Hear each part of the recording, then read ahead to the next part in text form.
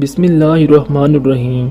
حضرت ادریس علیہ السلام پہلی ہستی ہیں جنہوں نے قلم کے ساتھ لکھا، اور آپ پہلے اللہ کے بندے ہیں جنہوں نے کپڑے سیے اور سلے ہوئے کپڑے پہنے، اور آپ اللہ کی مخلوق میں سب سے پہلے تھے جنہوں نے علم نجوم اور حساب میں غور و فکر فرمایا۔ آپ کو ادریس اس لیے کہا جاتا ہے کہ آپ کثرت سے اللہ تعالیٰ کی کتاب کی تلاوت فرماتے تھے، یعنی اپنے زمانہ کی کتابوں اور آسمانی صحیفوں کی تلاوت فرماتے تھے۔ اللہ تعالیٰ نے آپ کا مقام بڑا بلند فرمایا۔ ارشاد ربانی ہے، اور ہم نے بلند کیا تھا انہیں بڑے اونچے مقام تک۔ اس سے مراد چوتھا آسمان ہے، جسے صحیحین میں ثابت ہے۔ حدیث اسراء میں ہے کہ حضرت محمد صلی اللہ علیہ وآلہ وسلم کی حضرت ادریس علیہ السلام سے چوتھے آسمان پر ملاقات ہوئی۔ جب اللہ تعالیٰ نے حضرت ادریس علیہ السلام کو چوتھے آسمان پر اٹھایا تو وہاں ہی ملک الموت علیہ السلام نے آپ کی روح مبارک قبض کی۔ حضرت ابن جریر اپنی سند کے ساتھ حلال بن یساف سے روایت کرتے ہیں، فرماتے ہیں کہ ابن عباس رضی اللہ عنہ نے حضرت کعب رضی اللہ عنہ سے سوال کیا، جبکہ میں بھی موجود تھا۔ حضرت کعب رضی اللہ عنہ نے فرمایا، اللہ تعالیٰ نے حضرت ادریس علیہ السلام کی طرف وحی فرمائی، میں آپ کا ہر روز اتنا مقام بلند کروں گا جتنا تمام بنی آدم کا کرتا ہوں۔ شاید یہ آپ کے زمانے کے لوگوں کی بات ہے، بس آپ کو یہ بات پسند تھی کہ آپ زیادہ سے زیادہ عمل کریں۔ آپ کے پاس اسی دوران آپ کا ایک دوست فرشتہ آیا۔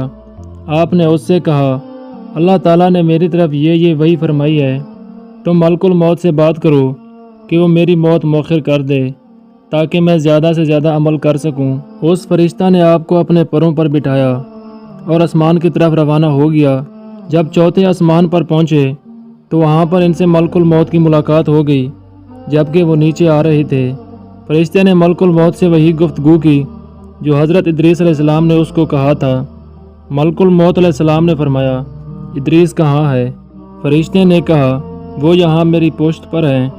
ملک الموت نے کہا، کتنی عجیب بات ہے، مجھے بھیجا گیا تھا کہ میں ادریس علیہ السلام کی چوتھے آسمان پر روح قبض کروں، تو میں کہہ رہا تھا کہ میں ان کی چوتھے آسمان پر کس طرح روح قبض کروں گا جبکہ وہ زمین پر ہیں۔ پھر ان کی وہاں ہی روح مبارک قبض کی گئی۔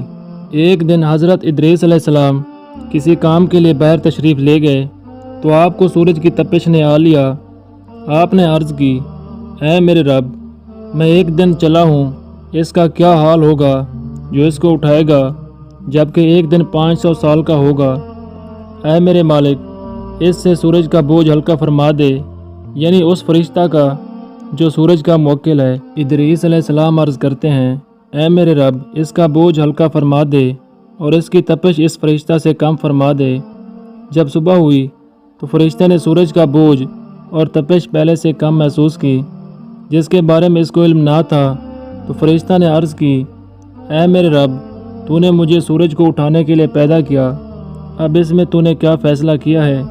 اللہ تعالیٰ نے فرمایا، میرے بندے ادریس نے مجھ سے عرض کی کہ میں تجھ سے سورج کا بوجھ اور تپش کم کر دوں، تو میں نے اس کی دعا قبول فرمائی۔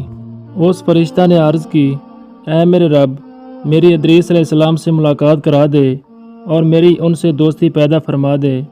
اللہ تعالیٰ نے فرشتے کو اجازت عطا فرما دی، یہاں تک کہ وہ حضرت ادریس علیہ السلام کے پاس آیا۔ حضرت ادریس علیہ السلام نے اس سے پوچھا کہ مجھے معلوم ہوا ہے کہ ملک الموت کے نزدیک تو فرشتوں میں سب سے زیادہ قابل عزت اور بلند مقام والا ہے، تو میری ملک الموت کے پاس شفاعت کر کہ وہ میری موت مؤخر کر دیں تاکہ میں اپنے رب کا شکر اور عبادت زیادہ کر سکوں۔ فرشتے نے کہا کہ جب کسی کا وقت پورا ہو جاتا ہے تو اللہ تعالیٰ تاخیر نہیں فرماتا۔ حضرت ادریس علیہ السلام نے فرمایا کہ مجھے اس بات کا علم ہے، لیکن میں اس بات کو پسند کرتا ہوں کہ میری عمر میں اضافہ کیا جائے۔ فرشتے نے کہا، ٹھیک ہے، اور آپ کو اپنے پروں پر اٹھایا اور آسمان پر لے گئے اور سورج کے مطلع طلوع ہونے کی جگہ کے پاس رکھ دیا۔ پھر ملک الموت نے کہا کہ بنی آدم میں سے میرا ایک دوست ہے جو میری سفارش پر آپ سے امید کرتا ہے کہ آپ اس کی موت مؤخر کر دیں۔ ملک الموت نے کہا، یہ میرے بس کی بات نہیں، لیکن اگر تجھے پسند ہے تو میں یہ بتا سکتا ہوں کہ اس کی موت کا وقت کون سا ہے۔ فرشتے نے کہا ٹھیک ہے۔ پھر ملک الموت نے اپنا دیوان دیکھا اور کہا تو مجھ سے ایسے آدمی کے بارے میں پوچھ رہا ہے جس کو میں ہمیشہ کے لیے فوت شدہ دیکھ رہا ہوں؟ فرشتے نے کہا وہ کیسے؟ ملک الموت نے کہا میں اسے سورج کے مطلع کے پاس فوت شدہ دیکھ رہا ہوں۔ فرشتے نے کہا میں انہیں تیرے پاس انہی سورج کے مطلع پر چھوڑ کر آیا ہوں۔ ملک الموت نے کہا تم جاؤ اور دیکھو، میرا خیال ہے کہ تم اسے فوت شدہ پاؤ گے۔ اللہ تعالیٰ کی قسم، ادریس علیہ السلام کی زندگی میں سے کچھ بھی باقی نہیں ہے۔ فرشتہ واپس لوٹا تو اس نے حضرت ادریس علیہ السلام کو فوت شدہ پایا۔ حضرت ابن عباس رضی اللہ عنہ سے روایت ہے کہ فرشتے نے اجازت طلب کی کہ وہ حضرت ادریس علیہ السلام سے ملاقات کرے تو وہ فرشتہ حاضر ہوا اور آپ کو سلام کیا۔ حضرت ادریس علیہ السلام نے فرمایا کیا تیرے اور ملک الموت کے درمیان کوئی تعلق ہے؟ فرشتہ نے کہا کہ وہ میرا فرشتہ بھائی ہے۔ آپ نے فرمایا کیا تجھے اتنی طاقت ہے کہ تو مجھے اس سے کوئی نفع پہنچا سکے؟